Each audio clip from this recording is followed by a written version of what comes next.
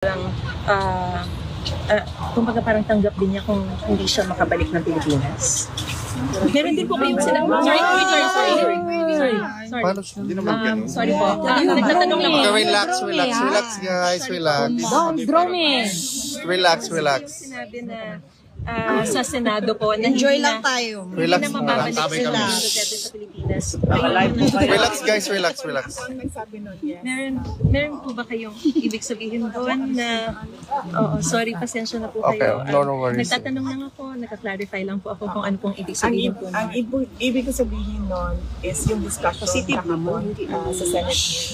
Meron silang discussion kung tama ba ang ginawa, hindi ba tama ang ginawa, illegal ba ang ginawa, illegal yung ginawa. Sabi na nga, it was an extraordinary action. So kahit na anong pagtatalunan nila doon, whether it was a kidnapping, it was an extraordinary condition, it was correct or not correct, hindi na nila bubalik yan. Sinandiyan siya sa loob. Hindi nila yan. And the only way na makalabas siya is through the system inside the ICC. Yun yung Pero confident naman din ang buong pamilya and the legal team. Buong Pilipinas confident. Buong mundo. best siguro if you ask Attorney Kaufman. Mayaman mga news. Yung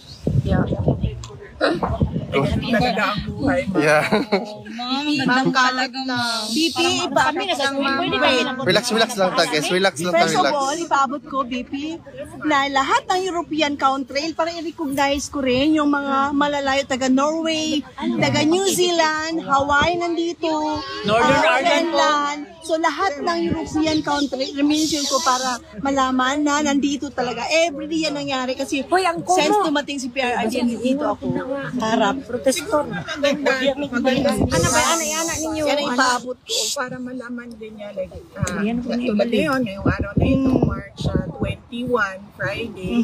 Sulat siguro natin, March 21, Friday, tapos lagay niyo yung mga pangalan niyo, tapos ihulog niyo na lang dyan sa, alam niyo na yung post. Ginawa namin ngayon, ma'am. Ginawa namin ngayon.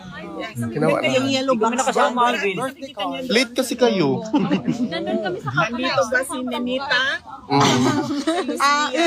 Kami BP, yung organization natin, United Filipino-German International, alam mo na yung BP Betty Prado. Taga Davao ko, alam mo na kung sino.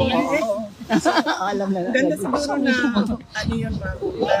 Every time na mayroong nandito, magdala ng paper and envelope, sulat yung pangalan. Attendance, ma'am. Ipaabot, BP, ipaabot ko ito dahil yung ibang mga members talaga namin sumasakit na yung tiyan dahil sa problema, umiiyak pa yung mga, sabi ko, kayo maniniwala dyan sa mga fake news dahil yung paninira, sumasakit na yung tiyan nila, dahil lang nag-commit yun sa consumption. Ngayon, ipaabot ko ngayon, BP, na maganda yung okay yung ni PRRD kasi talagang grabe. Ikumo butana ba sa sulod Relax, ng relax, about relax. sa kuan bitaw naman to'y question yesterday I think or the other day sa imuha kung pwede ba maghatag og pagkaon kang tatay bitaw.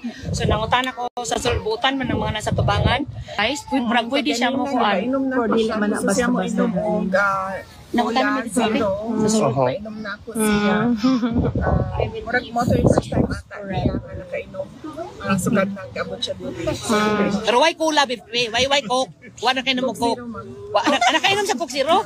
Maayo di ID. Nangutana ko sa iya ha, doon na ba kanon, doon naman ba kanon. Ay salamat taon day. Nangutana ko sa iya. Magluto mig bulat. Kung saan sud niningon siya mura daw Spanish. Mo request lang gyud siya Ma'am VP nga ipaluto-luto ang kanon kay ang Dutch baya nga rice is tagudtod. Oo, yun. O kasi may patso in town si presidente oy. Gahi. Hilaw VP. Oh, tagudtod.